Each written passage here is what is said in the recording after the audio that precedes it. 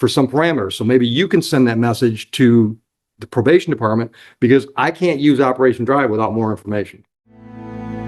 Inside the courtroom. For Mr. Crowley to review for entrance to Operation Drive. All right. Ms. Dixon, you owe us $200 on another file. Can you do something with that one? Some kind of payment plan? That was the notch. Well, No, it's a registration or plate. the default that came with this one, right? Yep, the B. Yeah. Can you make an arrangement on that one today? Yeah. Okay, do that before you leave the building. Other than that, just have a seat and we'll get you notice for the September 24th court date. I don't have a date, I have nothing. Okay. So the way it's supposed to, I just. I'm just gonna put it when they. So for the next pretrial date, there's two paths. Then why you gave me September 24th? I gave, because I'm here. Okay, yep, then I'll do that, okay. So the way it works is there's two ways that somebody's in, either we declared right here and now that they're eligible, which I'm not really sure how I would do it in advance, or when they come in, we're scheduled for a normal pretrial, then flag the file to be sent to Ms. Crowley. She then determines if the individual is a good candidate for Operation Drive. Okay, Then but let's say we get back to the 24th and she got 19 Right. racing tickets, we say, sorry, not a good fit. right. But the problem is nobody's telling the courtrooms how this all happens. Well, And we've- that's why we have Josh. And I'm reading, yeah, and I just pulled up the last internal email we had. Which is great if you're having to be the one standing there with the defendant, but if it's somebody that doesn't have you standing next to them, I have no idea what the parameters are, so I can't help anybody with our Operation Drive. And I've asked for at least a month and a half. Who chooses these people? I have no idea. So I think, It's not my program. I don't know.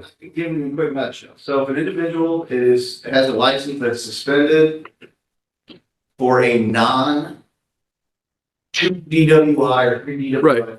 Right. About tickets and points. Right. They would like to try to pursue getting their license. We don't have their Secretary of State record on hand. Right.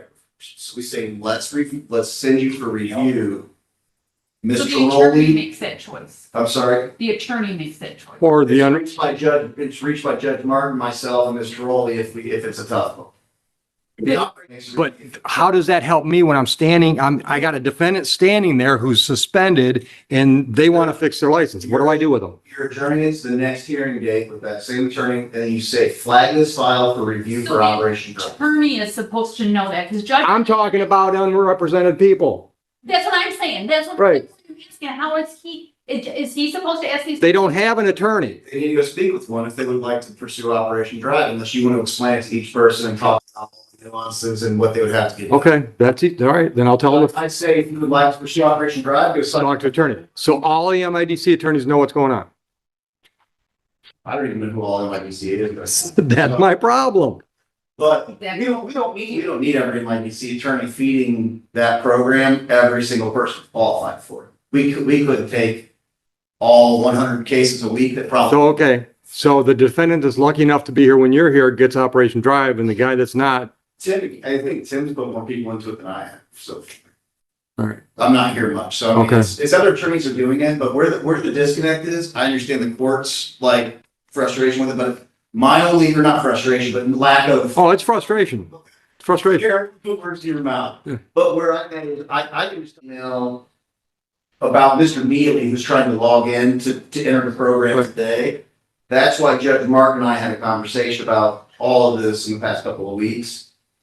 So, in fact, Tyrus Neely, who was on today's docket, that's why he's back on today's docket. So put a plea in so we can put him into operation. Okay, We'll have a motion. All right. We'll sit everybody down. I think it's the only way we can do it. all right. So you're waiting for notice, right? Just have a seat. Yep. All right, and I'll log in with Carney right now, and then Mr. Neely, Mr. Neely's on Zoom. he should be joining. All right, we'll watch. Because it was just for the operation. We'll watch for Mr. Neely. But they're asking these people who are jumping in, it has iPhones and no phone, I don't know who they are. I have somebody trying to jump in now, That's probably Mr. Neely. I just don't know. Okay, I'll give them to you, Yeah. I'm not asking them. And once again, I saw his name on the dock today, I'm like, okay, so something got, I don't think he got any notice that he was supposed to. If he got mailed out, and he didn't, I didn't realize it was set back for today. All right, you can grab a seat, you're good. Fernandez, Garduno. Actually, you're good to go. This is. Wait just a minute. Counsel, come on up. Inside the courtroom.